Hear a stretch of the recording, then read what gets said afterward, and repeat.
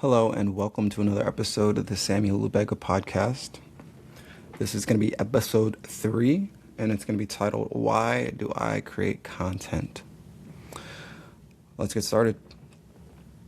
So the answer to why I make content is pretty simple. I think we live in one of the most transversal day and ages where you have two options. You either create or you consume. There is no, you cannot opt out of this future. You either watch or you create something to be watched. Either way, you're going to have to play this game. And I think the dangerous thing that we do a lot of times is we think we're the exception in the way that we can think or hold or host an opinion about ourselves and about life so very tightly to us that is unbeknownst to anybody else, and not have it be affected by outside lens or perception or by somebody trying to profit off of you.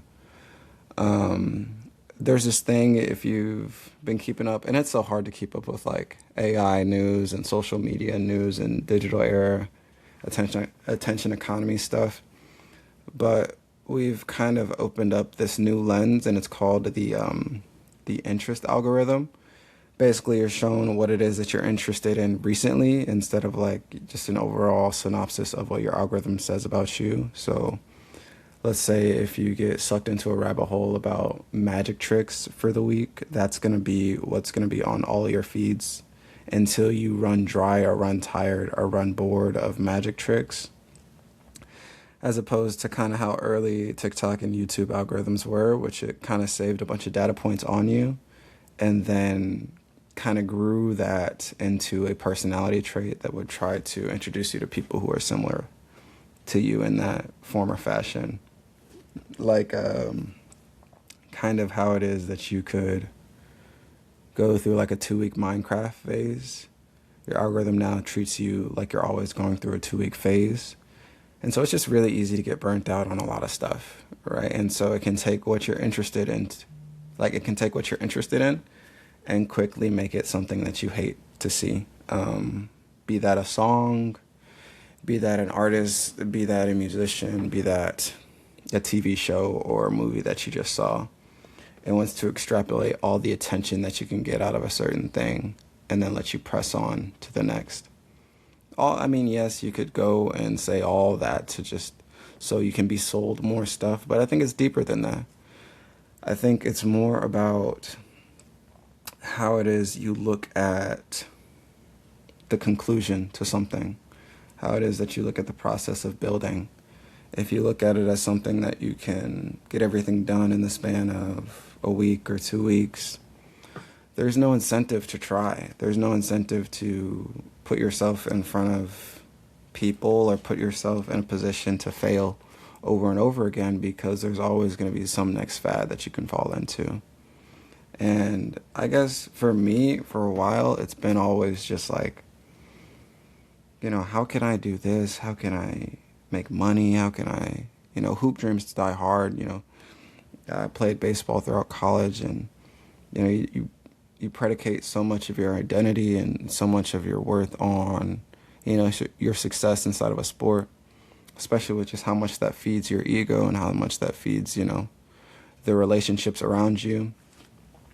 And quickly you realize that everything has to come to an end, right? And I think when people's 2-week phases on certain interests end, you realize you have nothing. You can watch a 45-minute video about quantum physics, and then the next day somebody asks you about it, and you struggle to explain it because you didn't sit with it. You didn't take the time to ruminate in just the beauty of the information. And I think we're at a crossroads where we've introduced AI, and we think that AI is a replacement for originality. So, if you think about work or, the corporate environment, which isn't something that most people have to think about, but, the goal is to streamline as much as you can so that you can do stuff more efficiently. You can outsource resources to these countries and companies that maybe don't have the same amount of access to the technology that, you know, a place like America, China, or Russia might use. And in doing that, you think that also replaces human life because it can replace a human job. But jobs are made so that we could feed our creativity and so that we could feed our souls the proper daily balance to get some type of worthwhile out of, you know, this existence. And not to get too existential, it's just more of like, I think there is a very powerful potency of people who can stick with the process long enough to build something. And I think we look at the stuff that we see on our phones, on our laptops, as this kind of mountaintop of that work, when it's not. It's simply just what you believe it is. And what I've begun to realize is that the creation part is way more fulfilling than just like the consumption part. But it's a lot more embarrassing. It's a lot more humbling. It's a lot more failure, you know? And I think we've made failure such a bad thing. Like, you don't do something the first time or you don't succeed, everybody has the potential to laugh at you. But once you realize that, like, that shouldn't control your process or your purpose, then it just becomes a part of the game. You get to be a part of the game again. I think we try to opt out of this circus that we've found ourselves in a way where we become a subliminal hater on anything that challenges us. We don't like the idea of not being good. So then we just hyper-focus on the things that we can judge so that we can have power over the people who, you know, commit themselves to something in life. Because with the overwhelming illusion of options, we think that we can just not pick and be better than everybody else. That we can sit on our throne of, you know, an algorithm, or we can sit on our throne of these ideas that we never have to express for the sake of protecting ourselves and protecting our worldview. And I think shattering your worldview over and over and over and over again is one of the things that allows you to change, allows you to grow, and allows you to, you know, evolve in this thing we are in, which is life. And it's fun, man. It's fun. It's one of those things where you can have an idea and you can just run with the idea and let it be that. You know, I think we've been so coerced in this, you know, money-making system that we think that our creativity should be profitable. When, yeah, you know, I have a job I don't like. You know, everybody works, everybody does stuff to keep their head above water, but there is a process around that I think you have to subscribe to now in order to keep your own intentionality about how it is you want to go about your own life. And I think being able to, you know, use that platform is more about, you know, the physical practice of being in social media, being in a camera for the entirety of your life moving forward. And I want to be able to learn so that people next to me, or people who know me, or people who, you know, see me can kind of resonate with the fact that, hey, you know, maybe you're not going to be anybody, but it doesn't matter if you're building it for you, if you're making a catalog of your life. You know, I mean, it's going to be so cool being able to look back 10, 20 years from now and just see what you've been able to do. I think we've gotten to such a documentation era that, you know, we think that AI is going to be the thing that saves us from having to work, from having to try, and from having to fail massively and publicly.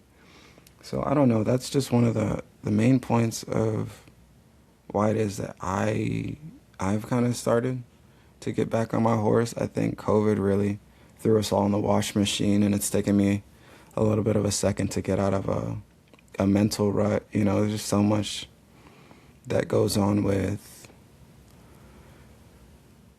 being thrown so many ideas at one time that anybody can kind of tell you that it's been different for them post era of, 21, 22, 23. And now I think looking at the next generation, looking at Gen Alpha and how it is that they have everything at their fingertips but no real outlets, I think it's going to be important that more and more people are going to have to be footholds for other people in society, because it's not necessarily about looking up at, the top 1% anymore. It's about being able to see your neighbor and be like, dang, okay, I see this guy, I know this guy, because we've found ourselves in a position where everything is so hyper individualistic that there's a paywall behind friends, there's a paywall behind, hobbies, there's a paywall behind, things that interest us. And even though it might be free, you're still paying a lot of your attention or your time on things that maybe don't always suit you or fit. And I think moving forward, everybody should be able to see the growth that they take so that you can look back at yourself and learn. Think about your favorite musicians. I think the biggest thing that music is a screenshot in time for somebody's life. It's why you see a lot of times where you have somebody that you really like to listen to their music, and then they drop another album and another, and you're like, oh man, you changed, man. You changed. Who are you? Yeah, they changed. You didn't. I feel like that's the whole synopsis of why the music industry is where it's at now. Nobody wants to change. Y'all demonize anybody who grows, for the good or the bad. And a lot of times you forget you platform these people. And so you don't have any control on how they use that space to grow and change. Somebody can change and break your heart, right? Somebody can evolve in a way that you didn't want them to, and now you have to accept that. Especially if it's, an extension of who you view yourself as. And it's a mirror, man, but not everybody's always ready for that. So sometimes you just have to be yourself long enough for people to recognize. And the real will always survive. The fake will always burn out. Just because it's hard. It's hard to be fake for so long.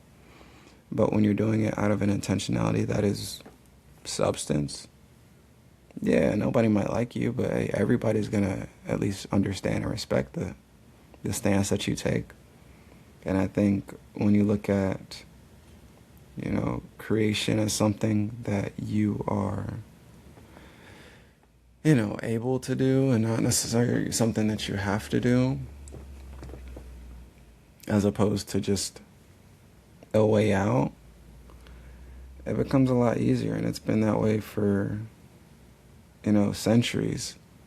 If you think of the poets, every poet, they become a platform for their generation. I mean, that's what the Greeks and the Romans did.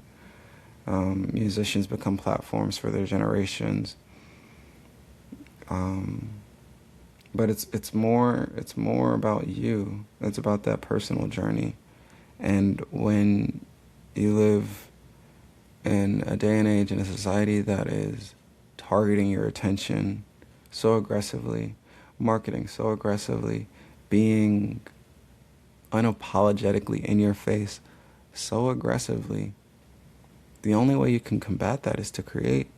If you don't, like it or not, they're going to get in your head, and they're going to know exactly what to tell you because you've shown them everything about yourself in every scroll, in every post, in every, nonverbal cue that you've given them. Not to say that's a bad or good thing, but it's the future. And I think that's one of those that we've all kind of wrestled with. It's going more and more quiet, and we don't really necessarily know how to fight any of it, but it's coming. You know, the Ray Dalio has this quote, it's evolve or die. You can see the wave, you can see the curve, but it's about what you do in it that's going to be able to help you move forward. Because if you don't, if you stay stagnant, if you stay still, and you just kind of tuck your head in the sand, the world's going to pass you by, and you're not going to get your time back. You're not going to get the opportunities back. It's all just going to run through your fingers like sand. And I think that's scary, but it's also the powerful thing about putting yourself out there, is that you can be whoever you want to be. You can try anything you want to try. Digital footprint used to be scary. Now it's just one of those things where you actually, it's more scary if you don't have a digital footprint. I have a prediction that like in 50 years I'm going to be watching our president's vines or something. Like it's going to be silly, man. It's going to get real silly. But yeah, classes have kind of started up for me, and I think that's going to be helpful for me to kind of just stay on pace for making these. I'm going to try to do at least a 30 run, so just one every day for the next 30 days. And I'm going to post, and then hopefully we'll go from there on some type of regular schedule, but everything will kind of keep rolling as it is now. I hope you guys enjoyed this episode. If you want them to be longer, just let me know. But for now, I think I'm just going to keep at that like 15, 20 minute mark until I kind of learn more about where I'm at. Thanks for listening. Thanks for watching. And I think I'm going to, if I can, I'm going to put one of these things in here, this exit song.